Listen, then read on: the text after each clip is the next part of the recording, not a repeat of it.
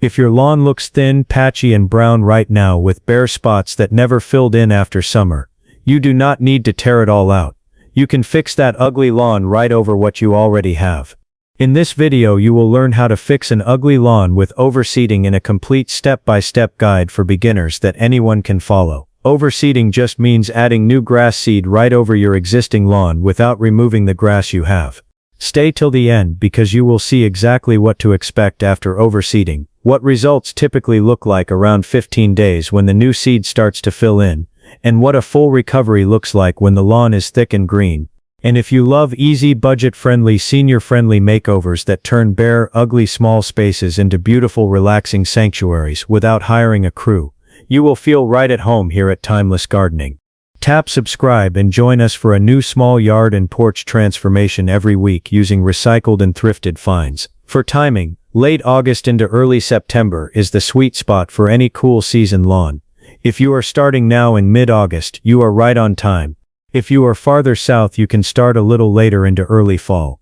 If you are farther north, you want to get started in the next week or so, or choose a quicker establishing grass seed like perennial ryegrass. Let us walk through all 9 steps in order. Step 1 is to cut lower and bag your clippings properly. Through summer, the best practice is to keep the mower a little high to shade the soil and protect roots from heat. For one mow you go lower so sunlight can reach the soil and the new grass seed can make direct contact with soil. If the lawn has been mowed at 3.5 to 4 inches, the target for this one mow is about 2 to 2.5 inches. If the lawn is already very thin and short from summer stress, just give it a clean, even cut at its current height. 2 to 2.5 inches is enough to open up the canopy. It will look rough for 3 to 4 days and a little brown. That is completely normal, and that one-time stress will not damage the lawn long-term. It will bounce back quickly once seed and water are added. And this time, bag your clippings. Normally mulching is great because it returns nutrients. For overseeding, bagging is better because it removes that blanket that would block seed. The new grass seed can then fall down into the root zone instead of sitting on top of leaves, and that direct seed to soil contact is the key. Step 2 is to check for thatch buildup and dead grass, and dethatch only if needed. After summer stress, heat, and sometimes fungus, many lawns develop a layer of dead grass sitting right on top of the soil. That layer is called thatch. Kneel down and part the grass with your hands like parting hair. Look straight down at the soil line. You are looking for a spongy brown tangled mat of dead organic material between the green blades and the soil. If that mat is less than a ½ inch thick, you can skip dethatching. If that mat is a ½ inch or thicker and feels spongy when pressed, it should be removed. If it is ignored, thatch will block new grass seed from touching soil, and it will block water and air from reaching the roots. There are 3 ways to dethatch. The first is a dethatching rake. It has curved metal tines that pull up that dead material. It is the cheapest option and works great for a compact backyard, but it is hard work on arms and back, so taking breaks is important. The second is to rent a power dethatcher from a rental store. The third is to hire a local service to do it. Many lawn services offer dethatching in late August and early fall, and the price is very reasonable. After dethatching, rake up and completely remove all the dead material. The goal is to see some soil visible between the grass plants. That open seed bed is exactly what is needed for the next steps. Step 3 is core aeration for compacted soil. Core aeration is a process where a machine pulls out small plugs of soil about 2 to 3 inches deep and leaves them on top of the lawn to crumble and break down naturally. Those holes allow air, water, and nutrients to get down into the root zone. How do you know if the soil is compacted and needs this? Use the screwdriver test. Take a regular flathead screwdriver. Go out to the yard when the soil is slightly moist but not soaking wet, and push it straight down into the lawn. If it slides in easily 3 to 4 inches with light pressure, the soil is fairly loose and aeration can be skipped this time. If you have to push hard, wiggle it, or you cannot get it in at all, that means the soil is compacted and aeration will really help. A core aerator can be rented at most home improvement stores or rental yards. For a senior-friendly option, many homeowners choose to hire this part out. Local lawn companies offer core aeration in late August and fall, and they can finish a small yard in under an hour. What about the plugs left behind? Leave them right on the lawn. Do not rake them up. With watering and mowing they will break down in a week or two and help level the surface a little. Step 4 is choosing the right grass seed and grass type, and this is where beginners often get confused. First, perennial ryegrass. This is the fastest to germinate, usually 5 to 10 days, and the fastest to fill in a bare lawn. If you want quick green in the middle of the country, it gives you a fast win. Second, tall fescue. It is a little slower than ryegrass but much more tolerant of heat and summer drought. It stays green longer in summer and has a slightly wider blade that looks lush and really holds up. Third, Kentucky bluegrass. It is the slowest to establish and can take 14 to 28 days to germinate, so you will need a little patience. It spreads on its own through underground runners and repairs bare spots by itself, which is why it does so well farther north where summers are cooler. Fourth, shade mix with fine fescues. If you have areas under trees, on the north side of a house, or along a fence where you only get 3 to 4 hours of sun, a regular sungrass will struggle. A quality shade mix with fine fescues is made for that lower light. A practical tip for a small backyard. Many folks go with a blend of tall fescue for toughness plus a little ryegrass for quick cover, and just keep a small separate bag of shade mix for the corners. Step 5 is the actual seeding.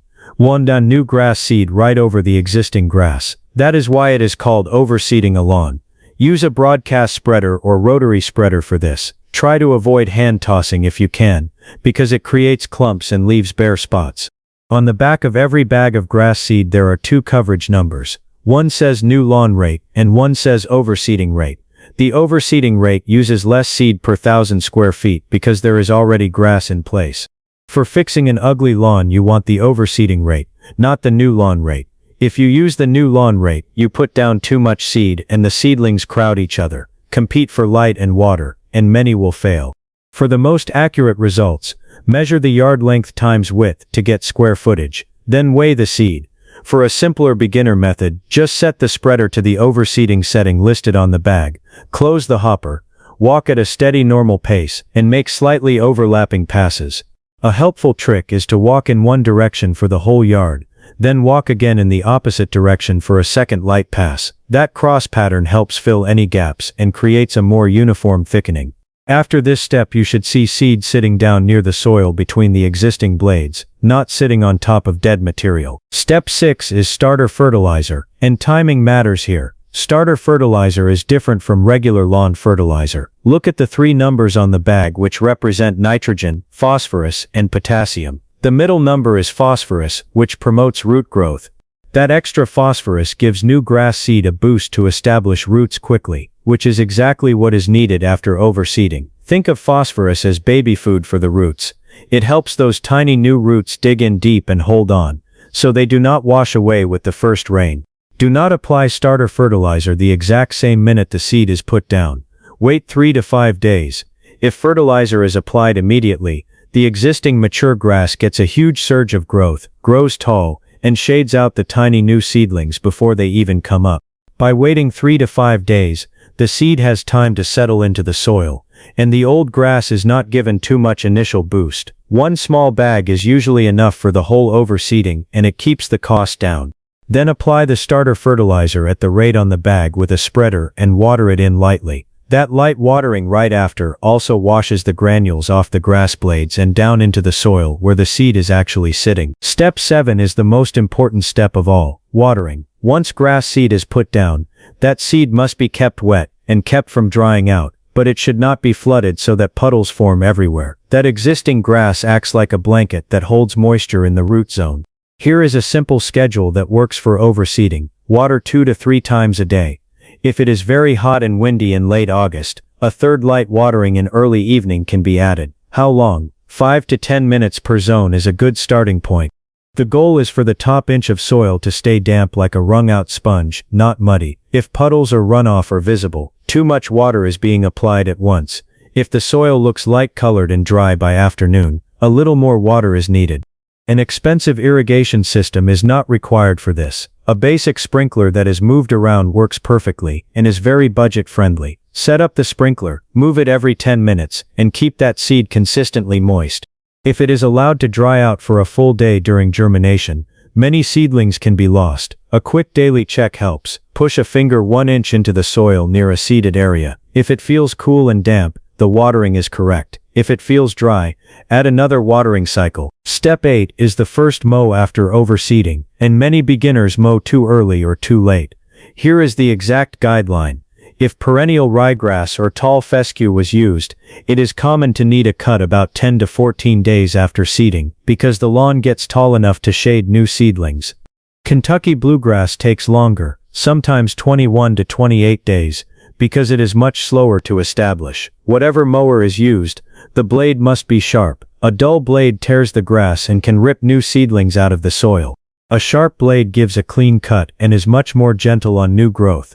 For that first mow, raise the mower one notch higher than the normal mowing height. Try to mow in the late morning when the grass is dry, because mowing when it is wet can pull out those tender new seedlings with the wheels. Make one smooth pass, avoid sharp turns that could tear up new growth, and try to get on and off the lawn as quickly as possible.